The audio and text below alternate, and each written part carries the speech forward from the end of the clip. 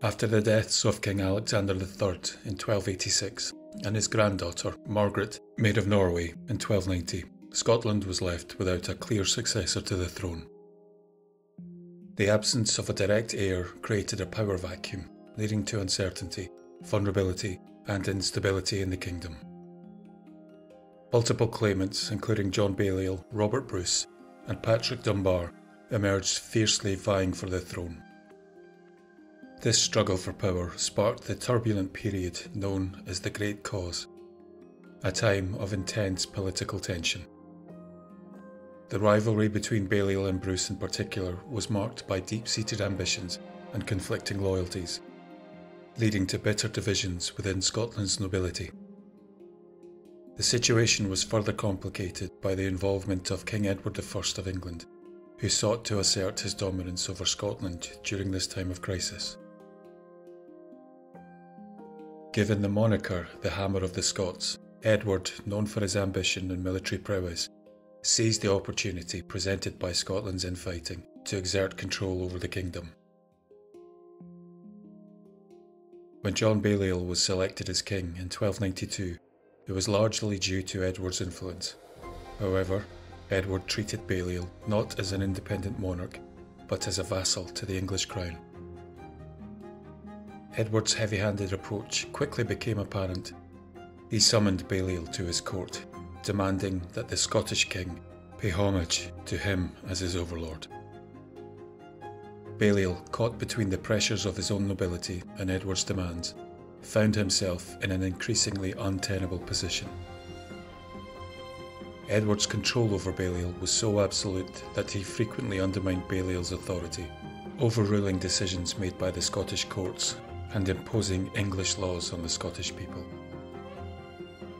The Scottish nobility, already divided by the rival claims to the throne, grew increasingly resentful of Balliol's submission to Edward. This resentment boiled over when Edward demanded Scottish support in his war against France, a demand that many Scots saw as a betrayal of their independence. Under pressure from his nobles, Balliol was forced to defy Edward, leading to the first open conflicts of the Wars of Scottish Independence. Edward's treatment of Balliol as a mere vassal rather than a sovereign ruler not only humiliated the Scottish king, but also fueled the rising tide of resistance within Scotland. This period of subjugation and rebellion set the stage for the emergence of figures like William Wallace and Robert the Bruce, who would lead the fight for Scotland's freedom from English domination. As Scotland plunged into chaos following the death of Margaret, Maid of Norway, and the subsequent struggle for the throne, the kingdom found itself not only leaderless but increasingly vulnerable to external threats, particularly England. To stabilise the nation and maintain governance during this period of uncertainty, a group of prominent Scottish nobles and church leaders took the initiative to establish a temporary governing body known as the Guardians of Scotland. The Guardians were appointed to serve as regents for the kingdom, ensuring that the day-to-day affairs of Scotland were managed in the absence of a clear monarch. Their primary responsibilities included maintaining law and order, safeguarding Scotland's independence, and preparing for the eventual selection of a new king. The first group of Guardians was appointed in 1286, immediately following the death of Alexander III, and consisted of 6 influential figures, 2 bishops, 2 earls, and 2 barons. This council was intended to act as a collective leadership, balancing the power among Scotland's most powerful factions, to prevent any single group from dominating the kingdom. The role of the Guardians became even more crucial during the Great Cause, when multiple claimants vied for the throne. As tensions escalated, the Guardians worked to keep the peace and manage the kingdom's affairs, despite the growing pressure from both internal factions and the looming threat of English intervention. However, their position was far from easy. The Guardians had to navigate the complex and often conflicting loyalties of the Scottish nobility, all the while dealing with Edward I's increasing demands and interference. Despite their efforts, the political situation continued to deteriorate, leading to John Balliol's contested reign and eventually the Wars of Scottish Independence. The Guardians were pivotal during this period, acting as both protectors of the realm and mediators on the internal disputes that threatened to tear the kingdom apart. Their leadership, though challenged, provided a semblance of stability during one of the most tumultuous times in Scottish history, laying the groundwork for the eventual fight for Scotland's freedom. As the Guardians took on the immense responsibility of leading the kingdom through the crisis, several key figures emerged who would leave a lasting impact on the nation's history. Among the most notable of these Guardians were William Fraser, Bishop of St Andrews, Robert Wishart, Bishop of Glasgow, and Sir William Wallace. Fraser and Wishart played pivotal roles in rallying support for Scotland's independence through their influence within the Church and their steadfast resistance to English domination.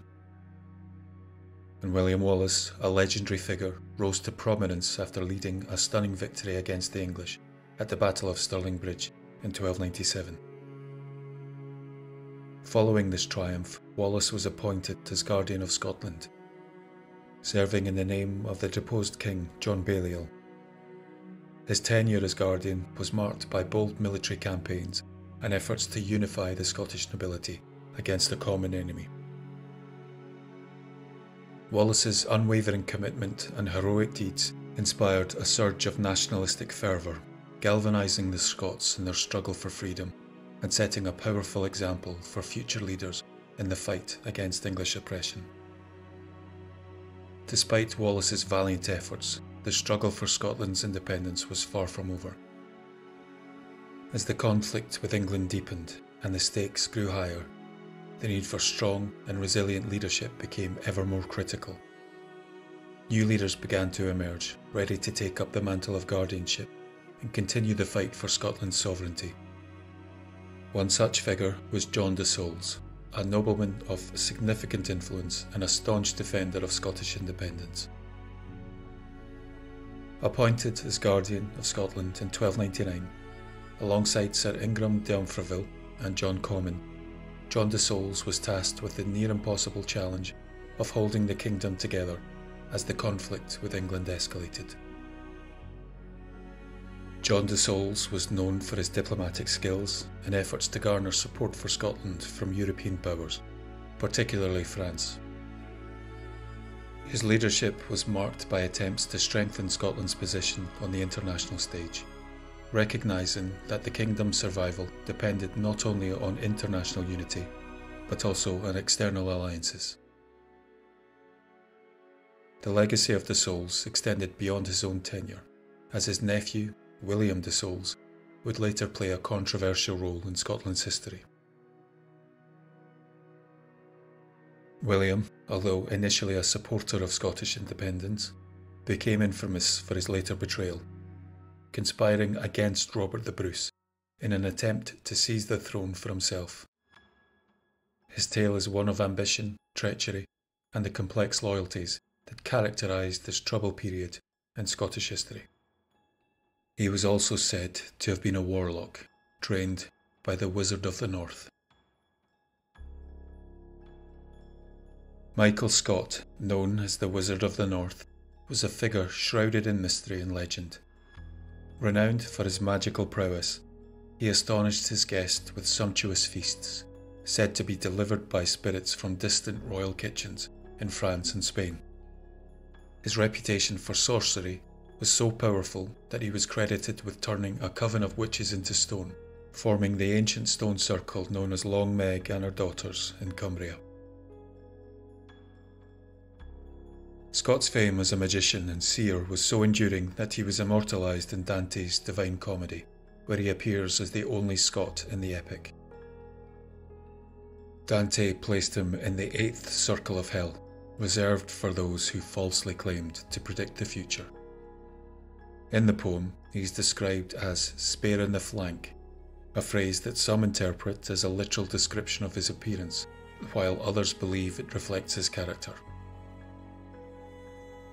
Michael Scott's reputation for foretelling the future was unparalleled, He was often mentioned alongside legendary prophets such as Merlin and Isaiah, and his prophetic abilities were considered on a par with those of the most famous seers throughout history. However, as his legend grew, so did the tales of his dark influence. It's said that Scott passed on this forbidden knowledge to none other than William de Solles. Among the dark legends surrounding de Solles, one tale stands out: the story of his encounter with the Northumbrian giant, the Coot O'Kielder. The giant was an imposing figure, feared across the borderlands, and clad in enchanted armour that no weapon could pierce. But de Solles, with his cunning and knowledge of the dark arts, knew that brute force was not the way to defeat such a formidable foe. He tricked the giant into a confrontation near a river, luring him onto unstable ground. With a well-timed manoeuvre, he knocked the giant into the river, where the weight of the enchanted armour dragged him under, and he drowned. The waters where this occurred became known as the Drowning Pool, and near Hermitage Castle, a large burial mound is said to mark the final resting place of the Coot O'Kielder.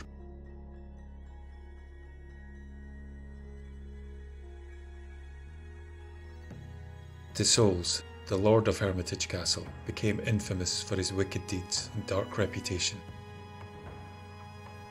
Accused of practicing black magic under the tutelage of Scott, de Solles was believed to have made a sinister pact with the devil himself. This pact allegedly granted him immunity from harm by any iron weapon or hanging, making him seemingly invincible. Whenever de Solles needed assistance for his malevolent rituals, he was said to summon the devil in the form of Robin Redcap, a fearsome, supernatural aid. In folklore, redcaps are malevolent goblin-like creatures known for inhabiting desolate castles and ruins. Their blood-soaked caps symbolising their need to kill to survive. The locals, terrified by whispers that de Solles was abducting and sacrificing children in his wicked ceremonies, were driven to desperation. In their fear, they turned to the renowned local seer, Thomas the Rhymer, seeking his counsel on how to defeat a man impervious to both iron and the noose. Betrayed by his own ambitions, de Solles was captured and met a gruesome end at the hands of the very people he'd long tormented. Legends say that his captors followed Thomas the Rhymer's instructions and boiled de Solles alive in lead, in a cauldron at the stone circle known as the Nine-Stane Rig, a fitting punishment for a man who dabbed in the darkest of arts.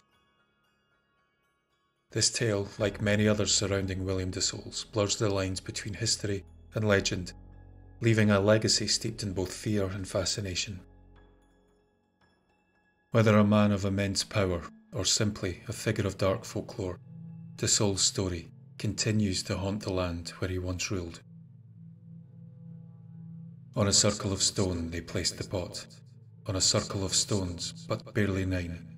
They heated it up, red and fiery hot, till the burnished brass did glimmer and shine. They rolled him up in a sheet of lead for a funeral pall. They plunged him in the cauldron red, and melted him, lead bones and all. De Solles ruled over the lands protected by the formidable Hermitage Castle, a fortress known both as the strength of Liddesdale and ominously as the Guardhouse of the Bloodiest Glen in Britain. The castle earned its fearsome reputation due to its important position in the Liddesdale Valley, a region that became synonymous with bloodshed and conflict during the Anglo-Scottish Wars. Designed with massive curtain walls that boasted few openings, the castle was a nearly impenetrable stronghold, its stark and imposing architecture reflecting the constant threat of invasion. These thick walls were not only a defensive necessity, but also a symbol of the relentless and unforgiving nature of life on the border. Standing close to the English border, the castle served as a critical military outpost, overseeing a valley that was the stage for countless brutal skirmishes and battles between English and Scottish forces. Over the centuries, the area surrounding Hermitage Castle became notorious for its lawlessness, particularly during the era of the Border Reivers, clans who waged relentless raids and feuds across the English and Scottish borders. The castle's designation as a guardhouse reflects its vital role in defending Scotland from English incursions and maintaining a tenuous hold over this volatile and violent region. Hermitage Castle stood as a symbol of power and resilience, guarding the blood-stained lands of Liddesdale, its design a testament to the grim and brutal history it witnessed. It's clear that this fortress is not only steeped in bloodshed and conflict, but also shrouded in the aura of the supernatural. The castle's grim history has left behind more than just tales of war and conquest. It's also given rise to ghostly legends that persist to this day. Along with the Dussaults, Hermitage has played host to many other notable figures through its long and violent history. Mary, Queen of Scots, is said to have visited the castle in a desperate ride to be by the side of her injured lover, the Earl of Bothwell. Despite the perilous journey, she reached him, but the exhausting ride through harsh conditions took a severe toll on her health. Her visit to Hermitage Castle marked a turning point, as it not only fueled scandalous rumours, but also weakened her physically, leading to a prolonged illness that many believe contributed to her eventual downfall. The tragic love story of Mary and the Earl of Bothwell seems to have left a lasting imprint on Hermitage Castle. Visitors have reported seeing the apparitions of the ill-fated lovers walking hand in hand across the castle's grounds, their ghostly figures appearing as though they are forever bound to the place where their lives were entwined in both passion and turmoil. The sight of Mary and Bothwell's spirits, side by side, is a poignant reminder of their tumultuous relationship and the dramatic events that unfolded at Hermitage Castle. Their ethereal presence suggests that their souls are unable to find peace, endlessly wandering the grounds where love and tragedy once collided. Another prominent figure associated with the castle was Sir Alexander Ramsay, the valiant Sheriff of Teviotdale. A Scottish nobleman and knight, Ramsay played a crucial role in the Second War of Scottish Independence, loyally fighting for David II, King of Scots, in the dangerous Scottish borders. His legacy is particularly remembered for his extraordinary bravery during the siege of Roxburgh Castle, where his fighting prowess and unyielding courage made a significant impact on the Scottish resistance. During the siege, Ramsay demonstrated his military genius by leading a daring and successful assault on the castle, which had long been a stronghold for the English. His actions not only secured a key victory for the Scottish forces, but also cemented his reputation as one of Scotland's most capable and fearless leaders. However, Ramsay's rise to prominence was not without consequence. His success and growing influence drew the envy and ire of other Scottish nobles, most notably Sir William Douglas, the Lord of Liddesdale, who coveted Ramsay's position and power. In a tragic turn of events, Ramsay's accomplishments ultimately led to his downfall. Captured by Douglas under the guise of a friendly meeting, Ramsay was taken to Hermitage Castle, where he was imprisoned in a dark, cold dungeon. Here he was left to suffer a slow and agonising death from starvation, a cruel fate that starkly contrasted with his heroic deeds on the battlefield. It's said that he managed to cling on for 17 days by eating the crumbs and grain that fell through the crack of the floor above him. His untimely demise at the hands of a fellow Scot is a poignant reminder of the brutal power struggles that often overshadowed even the most gallant of warriors during this turbulent period in Scotland's history. Alexander's captivity at Hermitage Castle may have extended far beyond his tragic death. To this day, visitors to the castle report hearing the unmistakable sound of a man screaming, a chilling cry that pierces the stillness of the dark, windy nights when the full moon casts eerie shadows over the ancient fortress. The scream seems to rise from the cold, forgotten depths of the castle, a haunting echo of the unimaginable suffering Ramsay must have endured, as though his torment is bound to the very stones of Hermitage, forever replaying under the watchful gaze of the moon. Some have even claimed to witness the emaciated apparition of Alexander Ramsay himself, a spectral figure lingering in the lower areas of the castle where he met his cruel fate. His ghost is often described as a gaunt, tormented presence, a silent testament to the agony and betrayal he experienced in his final days.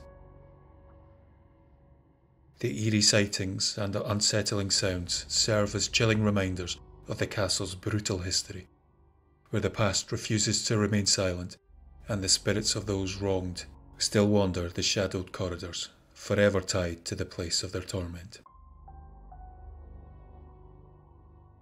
The spirit of wicked Lord de Souls unsurprisingly seems unable to escape the site of his infamous debauchery. His malevolent presence is still felt within the walls of Hermitage Castle, where he is said to linger, forever tied to the dark deeds he committed. Visitors have reported the eerie sensations and unsettling encounters in the castle's shadowed halls, as though de Souls himself is still prowling his former domain, unwilling, or perhaps unable, to leave the place where his wickedness once reigned supreme. His restless spirit serving as a chilling reminder of the cruelty and darkness that once held sway over Hermitage Castle. It's said that the tormented screams of Lord de Souls' victims still echo through the halls, a grim reminder of the horrors that took place within its walls. The oppressive atmosphere that lingers in the castle is often attributed to his restless roaming spirit. Some people have reported feeling an overwhelming sense of dread, as if the very air is thick with the malevolence he left behind. One particularly chilling account comes from a visitor who claimed to have been violently pushed by an unseen force while near the drowning pool, an area closely associated with de Souls' dark and sinister practices. During repairs to the curtain walls, workers reported seeing a figure standing at one of the upper windows, despite the castle being completely empty at the time. What's even more unnerving is that accessing the upper windows is impossible, as there are no floors at the higher levels. This eerie sighting is just one of many mysterious occurrences tied to Hermitage Castle. The custodian has also shared stories of strange and inexplicable events, as well as encounters with unusual visitors who seem inexplicably drawn to the castle's dark and sinister reputation. Hermitage Castle is infamous for its dark history and gruesome tales of torture and death, but one of the most chilling legends associated with it is the Hermitage Curse. According to the story, the curse was placed on the castle by a young woman named Mary, who was imprisoned there by the ruthless Lord William Douglas. Accused of being a witch, Mary was subjected to horrific torture until she died. But before her death, she uttered a curse on the castle and all who lived within its walls, vowing that it would be destroyed and that Douglas family would be wiped out within 9 generations. Remarkably, the curse seems to have fulfilled its ominous promise.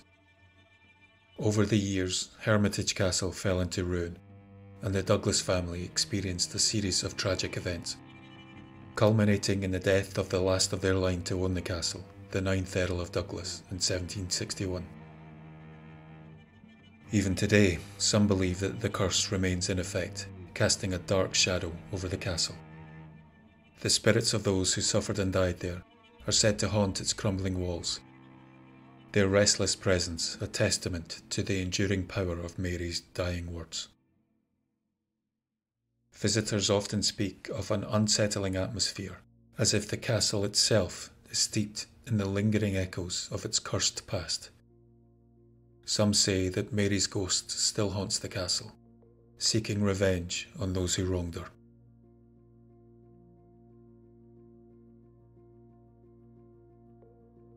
As the sun sets over the desolate moors of Liddesdale, Hermitage Castle stands as a silent sentinel, its ancient stones steeped in centuries of bloodshed, betrayal, and dark magic. The tales of its haunted walls are more than just whispers on the wind. They are the echoes of a past that refuses to be forgotten. The spirits said to roam the castle's ruins are not mere figments of imagination, but the lingering presence of those who met tragic ends within its walls. The cries of suffering, the shadowy figures glimpsed in the corners of vision, and the overwhelming sense of unease. These experiences suggest that the history of Hermitage Castle is very much alive, haunting its every crevice. The atmosphere within the castle is thick with the weight of its dark past. Visitors often speak of an oppressive feeling that settles over them, a chilling reminder of the fortress's grim history. Some describe being watched by unseen eyes or encountering unexplained phenomena that seems to defy reason. It's as though the castle itself holds on to the memories of all that's transpired within its walls, unwilling to let go.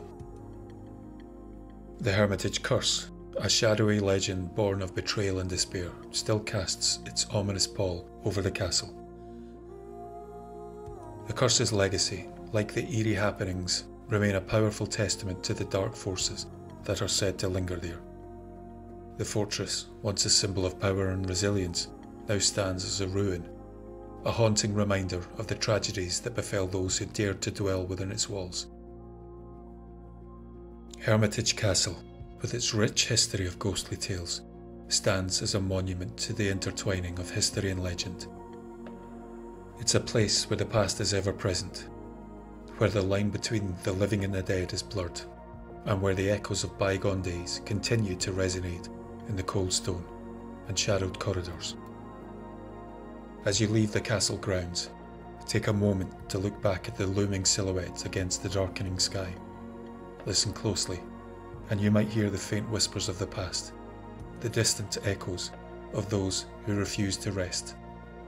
Hermitage Castle remains haunted, not just by the events that shaped it, but by the stories that keep its dark legacy alive in our memories.